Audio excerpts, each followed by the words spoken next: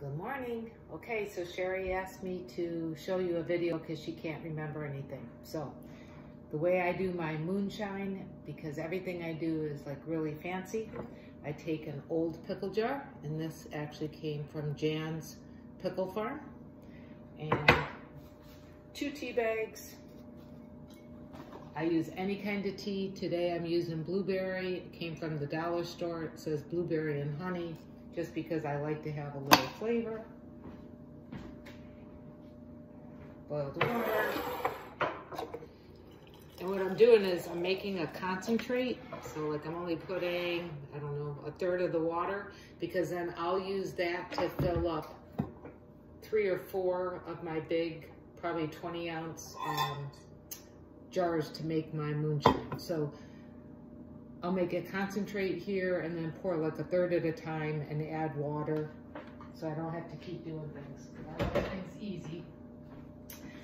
Next thing, and I really like, so I use a lot of salt, and everyone gets worried when they see me using salt, but I drink a lot of fluids, and they say you can do it, and I have to retrain my brain of what's bad and what's good. So unless you're having a problem with it, don't change it, and I'm not having a problem.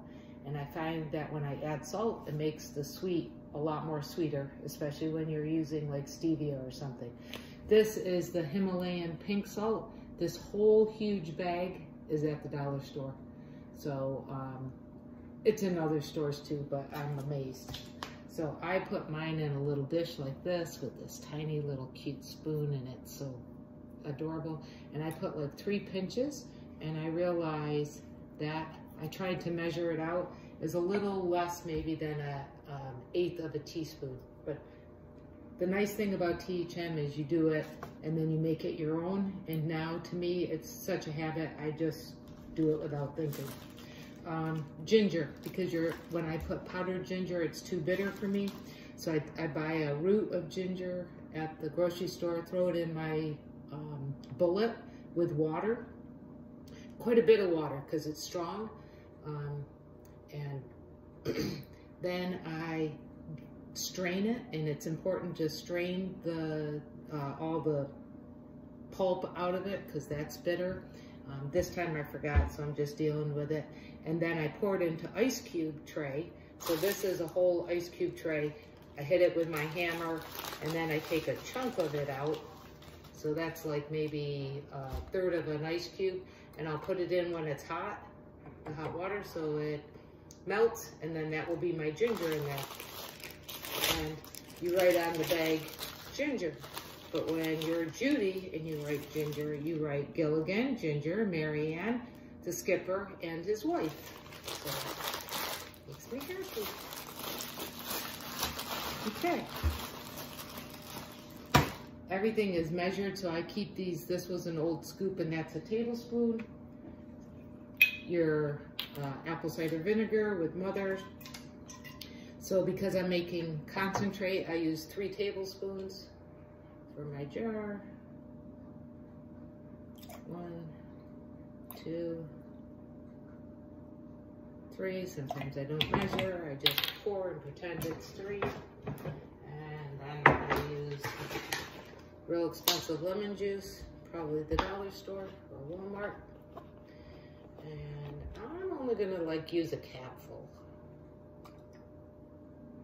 Maybe I'll do a half. Okay. And that's gonna be my base. And then I really like this drops, and you can use, it goes a long ways, and you're not using a lot. So if you don't think it's sweet enough, it's not so much adding more of this. Add another pinch of salt and see if that works. A lot of times though, instead of me putting it here, I'm gonna put it in my jar once I do it. Another trick that I sometimes use is once I pour it in, these little water flavor things, and these came from Aldi's, but they have them at Walmart.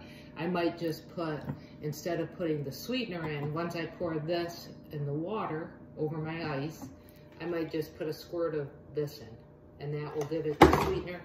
Now, if you're drinking 20 of these a day, you're not really supposed to. I don't. So, I'm not like real strict on it, and even not being strict, it has worked amazing for me. And okay, so that's gonna be this. I'm just gonna let it sit, and I let it get really strong, so I'll probably have it sitting on the counter for at least a half hour. Throw the tea bags away, stick this jar in the refrigerator, and then during the day I'll pour it in and add water and however I want to sweeten it. Bye.